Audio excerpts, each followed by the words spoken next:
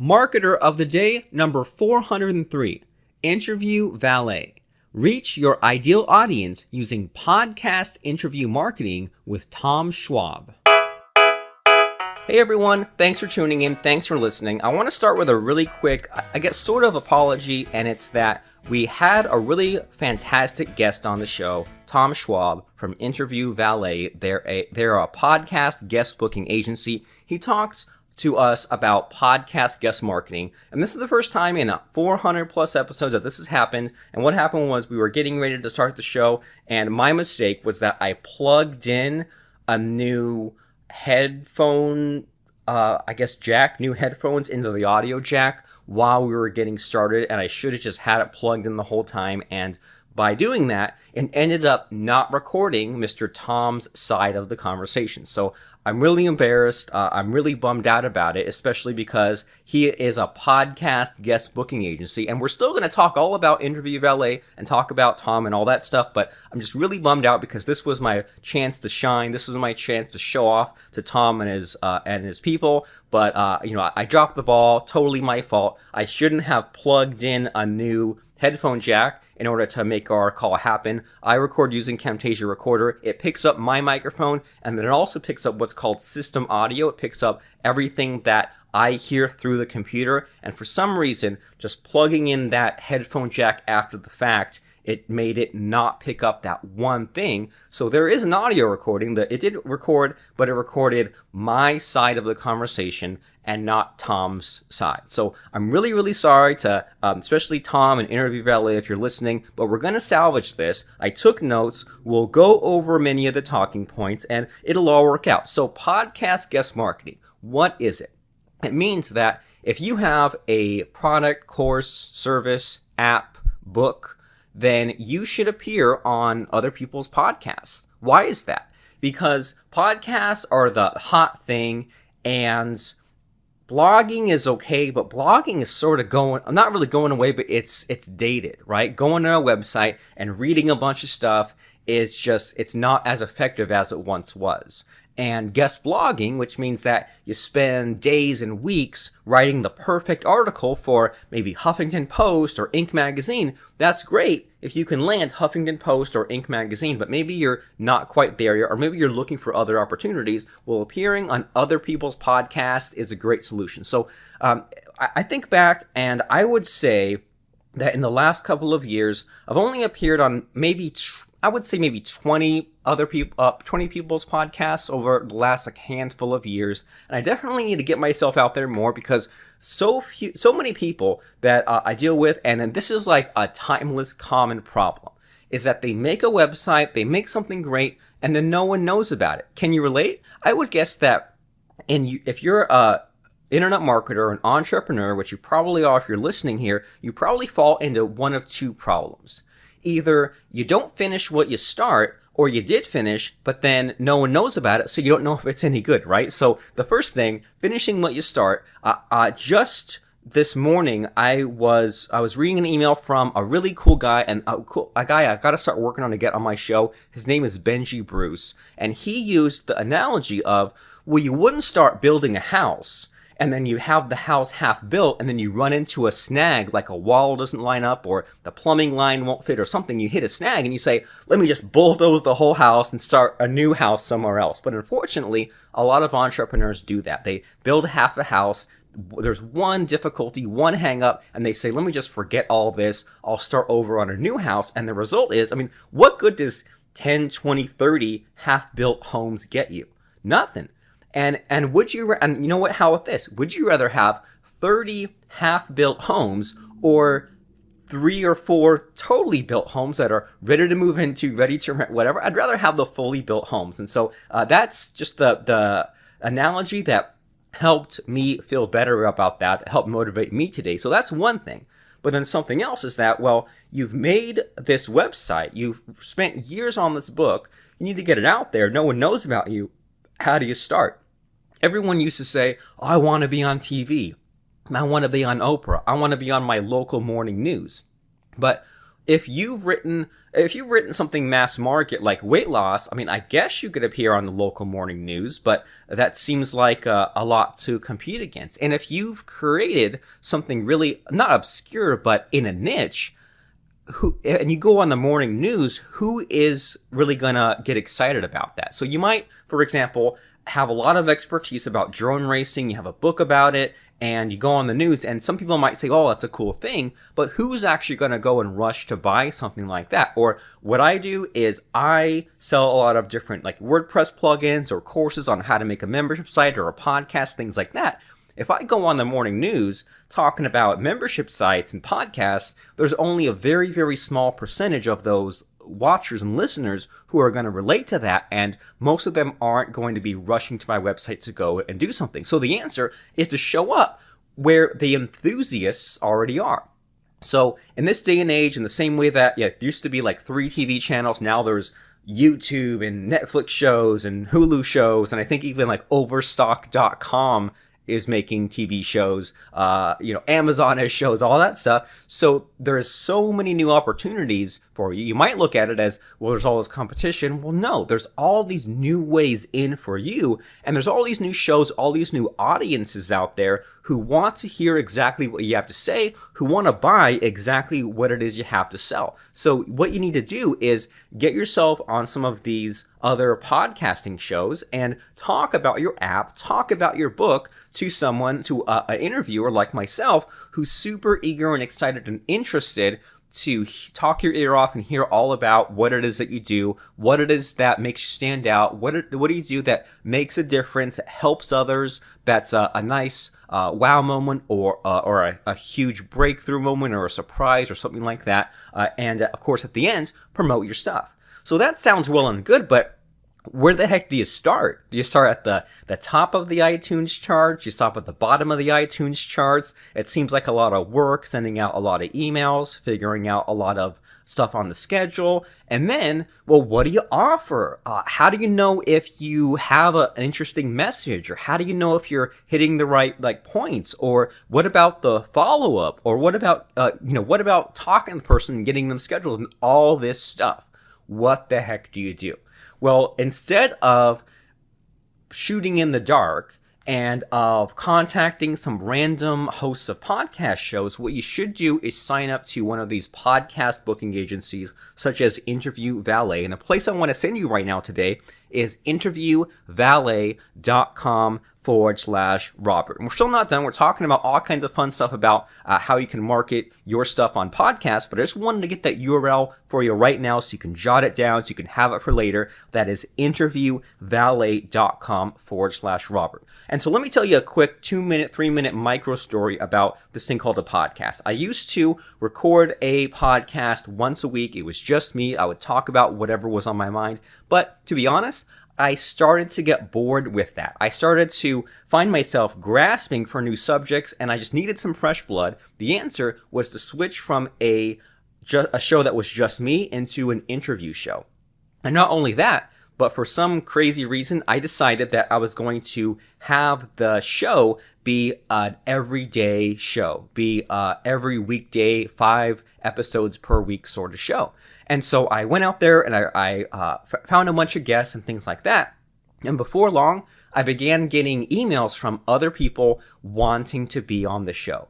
And some people were great. For example, one person that comes to mind is someone had a quiz, like an online hosted quiz service. So what you could do is you could set up your own quiz and have and embed that on your website instead of just the usual boring opt-in form. So that was a great person to have on. But then sometimes people would say, "Can I be on your show?" And it didn't seem like they had much to say. They didn't have a bio. They didn't have what's called a one sheet. I found their website, but it looked like they made it themselves, and I just wasn't so sure. But then here's what happened. I began receiving emails from some of these booking agencies. And I would say that there are 3 booking agencies out there that I get regular contact with, but for the purposes of today's episode, Interview Valet is the best one. And so here's what happened.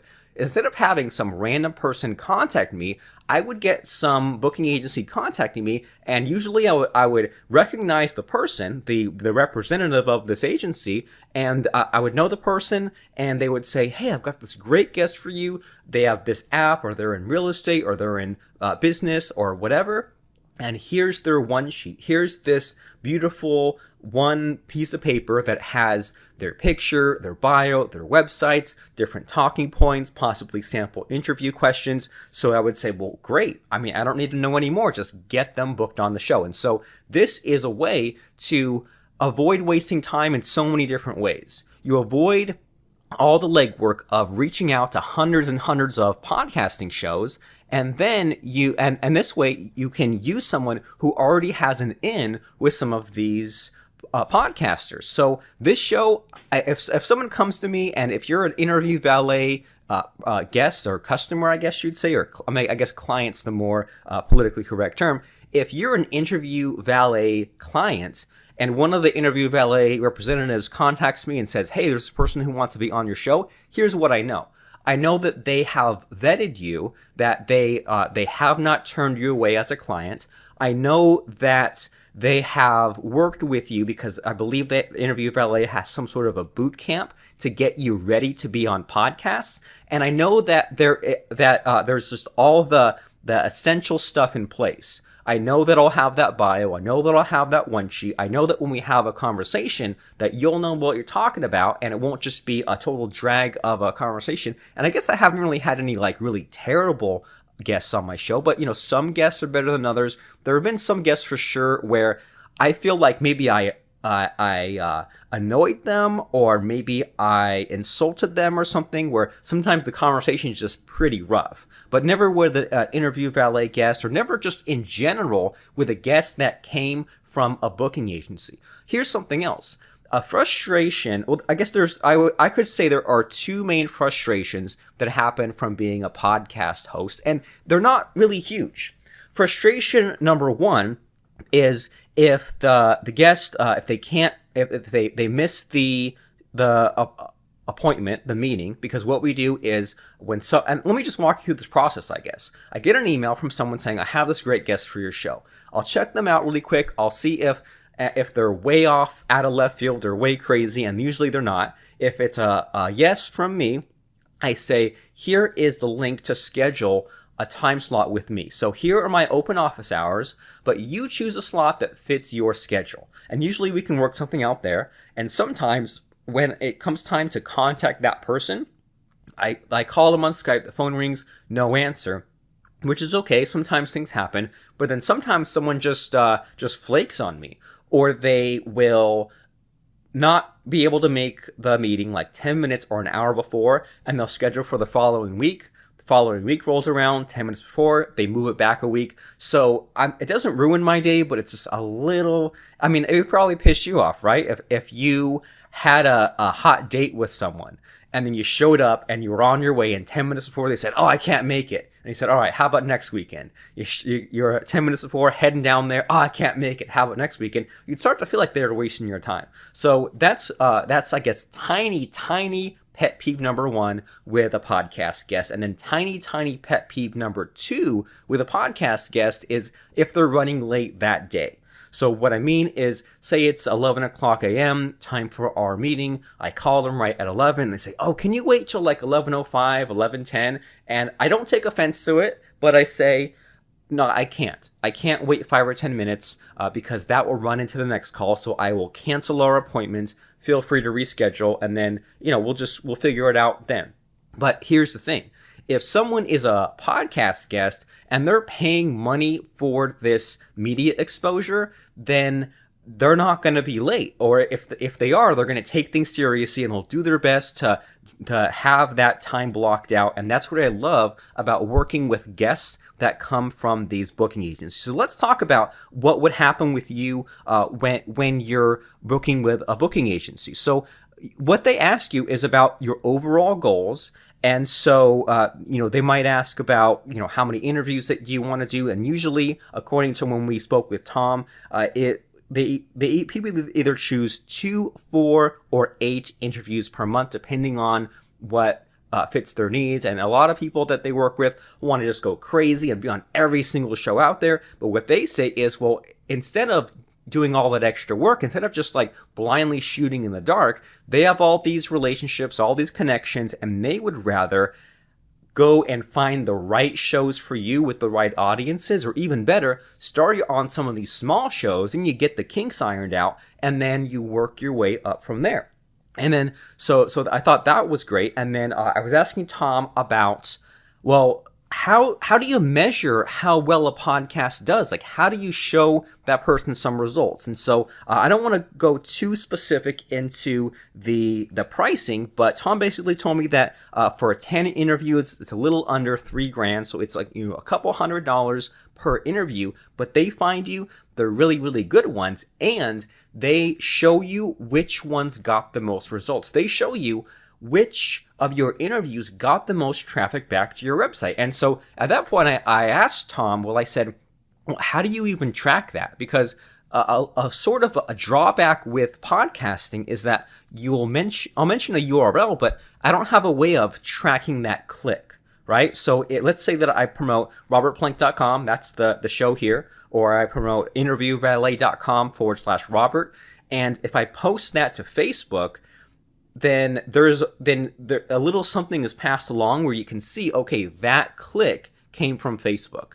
Or if I have a link right on robertplank.com or in the show notes to interviewvalet.com/Robert, they can see that click from somebody came from robertplank.com. But if I just mention it on a podcast like this, interviewvalet.com/Robert, if you write it down, if you tap it in your phone, you type it in the web browser, how do you track that? How do you track people going to your site? So I asked Tom about this, and then his answer made all these connections fit in my head, and it's this.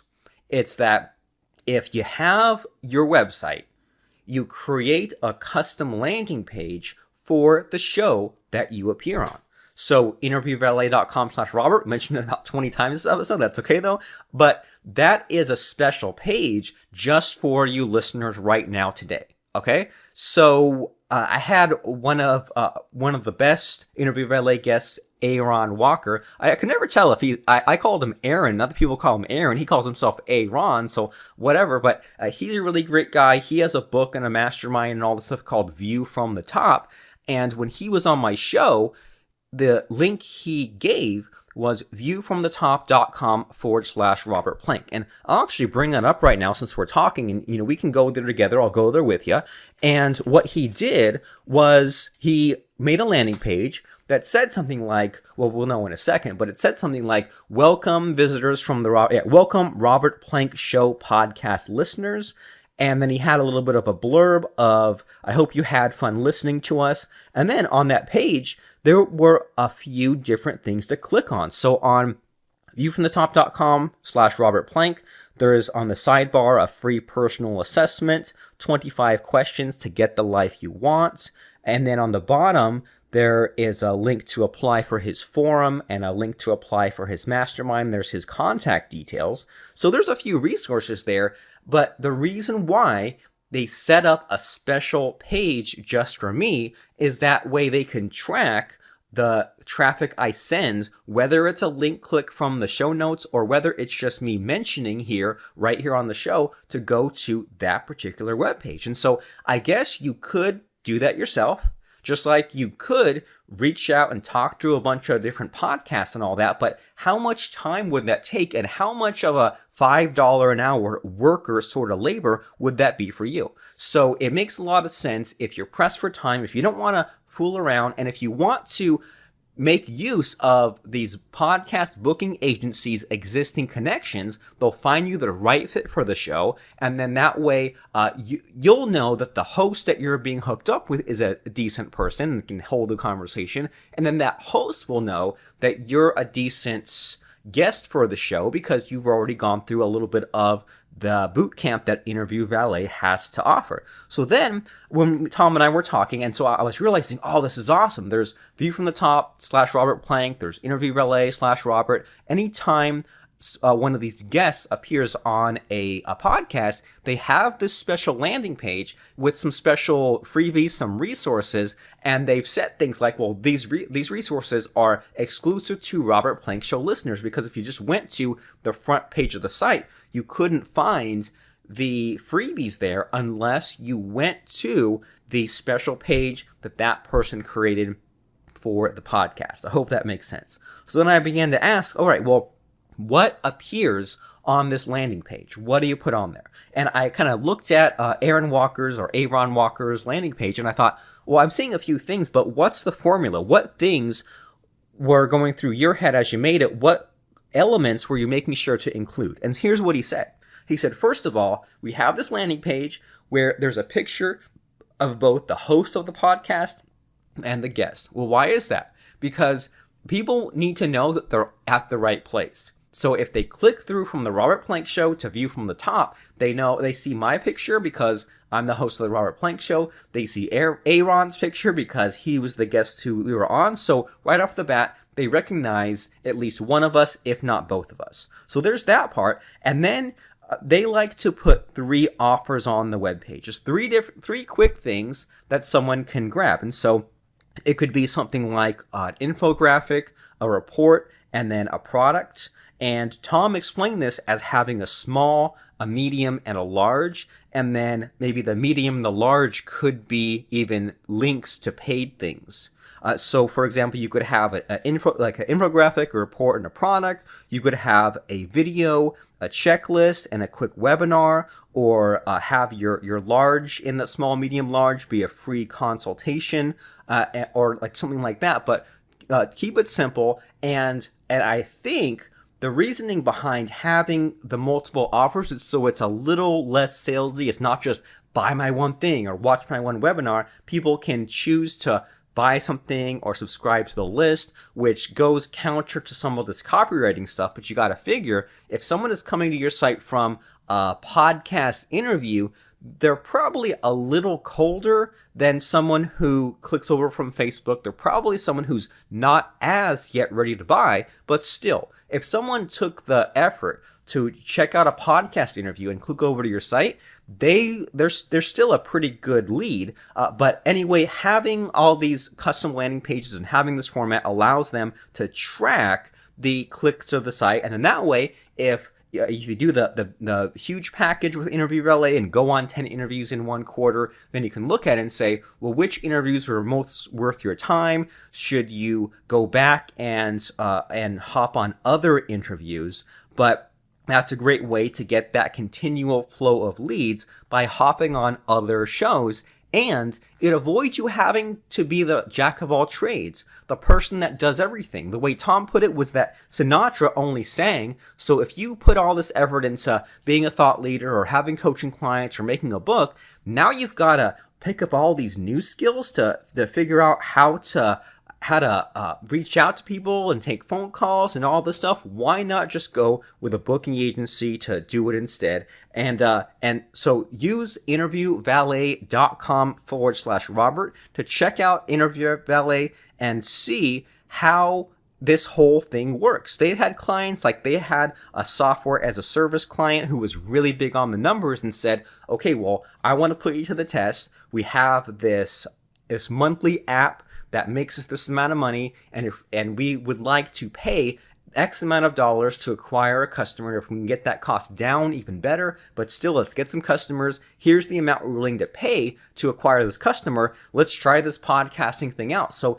if you're on either side of the spectrum, if you're someone who says, I know that I need to get myself out there. I believe in branding. I believe in getting my name out there, all this media exposure. I don't care about the numbers. Great. But if you're the kind of person that says, I need to make this worthwhile, if I pay this amount of money, I need to at least make this number of sales or get this number of new clients to make sense of that, right? Because if I put money in, I don't just want to waste it. I want to get that money back. And so if you're a data-driven sort of person, then they use this special landing page and they use this link tracking and stuff like that so that they can show you how many new visitors to your site that any particular podcast interview you do on someone else's show, how many visitors, how many clicks back to your site that equal to. And then if someone went and bought from you after that, then you can see what that cost of acquisition is, because you showed up on someone's show, you talked about your software as a service or your book, someone went to your web page, and then it tracked their activity all the way through to that sale. And so you need to be on other people's podcasts, because staying in your own world is only going to get you so far. You're only going to get so much traffic yourself just from blogging or SEO or posting and all these free sorts of things. That's what everyone else does. So do you want to be like everyone else, or do you want to be a player? Do you want to be a big time? Do you want to be the person that goes slightly above and beyond what's expected of you and hops on all these shows? So the old way was to try to get on NBC or CBS or something, but I mean, good luck trying to go on some of those TV shows right out of the gate. Plus, you don't want that mass market. You don't want to be on Oprah. You want to be on Enthusiast. If you have a dog training product, be on a podcast where the listeners are dog training enthusiasts and they all click through. So anyway, you could do all this research and try to find all these shows to appear on and try to get yourself booked and try to learn all this media preparation stuff and show up and then follow up with them afterwards and then try to track the results and make these landing pages and do all the stuff. Or you could have a team of people do it for you. And you don't have to train a new virtual assistant. You don't have to try out different people to do it for you.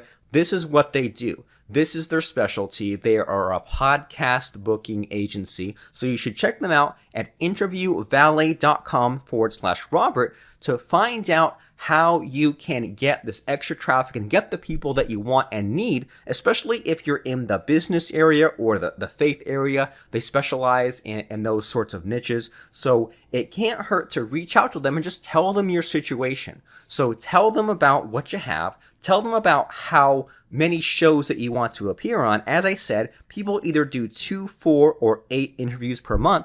And as part of the whole process, I believe they require you to do like a 3-month commitment. But as part of the whole process, they will tell you what you need to know. They'll prepare you. They'll build these relationships with the people whose shows you want to appear on, and it will be a much smoother process for everybody involved. So if you want to get yourself out there more, and I think that you need to, if you want to get a business that grows faster and bigger, which I think we all want that, then it means that you need to get yourself in front of new people, talk to the people you need to be talking to, and then enjoy the extra traffic that comes as a result of that, which Interview Valet tracked for you and showed you what happened. So make sure to check out interviewvalet.com/Robert. Again, apologies to Tom for having to redo our episode together, but I think I covered most of the talking points here. And yeah, so again, it's about $270 to $290 per complete interview. And if you think about it, that avoids having to find the right podcast, hash out the time and date with them, or convince them to be on your show, get the thing booked, do the follow-up, do the landing page. Instead, just show up and do what you do best, and then have the team that you pay do everything else for you. And that way, you don't have to do all this switching gears. That way, if we say something like, go to 8 interviews and you say, oh my gosh, I have to do all this stuff. Well, no, it's like making 8 phone calls. It's like talking to 8 people really quick. So you do what you enjoy and what you do best. Sinatra only sang, and then have the team do it for you. interviewvalet.com/Robert. Glad to be talking to you again. Glad to tell you about this great opportunity called podcast guest marketing, which everyone should do, including you. So hop on other people's podcasts by using Interview Valet, and we'll see you in the next episode, and thank you.